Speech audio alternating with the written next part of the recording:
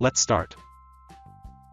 Today we will see how to implement the multi-timeframe Arnaud Legoux moving average in the Tradingview Pine script. This is an indicator function with the name, multi-timeframe Arnaud Legoux moving average. Here we take 4 user inputs, length, offset, smoothness, and the higher timeframe.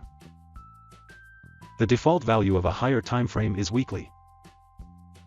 Then we call the ALMA function and pass the user inputs in it while using a close value as the source. This function calculates the Arnaud Legoux moving average. Then we call the security function to calculate the higher timeframe Arnaud Legoux moving average. The first argument in the security function is the current stock name. The second argument is the higher timeframe. The third argument is the current Arnaud Legoux moving average. The bracket 1 written in front of the Arnaud Legoux moving average avoids the indicator repainting. The indicator repainting issue is discussed in one of our previous tutorials. The fourth and fifth arguments handle the gaps and bar merge. And finally, we plot this higher timeframe Arnaud Legoux moving average.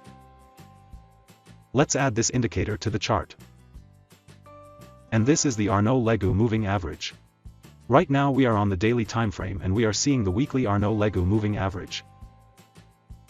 So that's it. That's how you can implement the higher timeframe Arnaud Legoux moving average in the Tradingview Pine script. Thank you.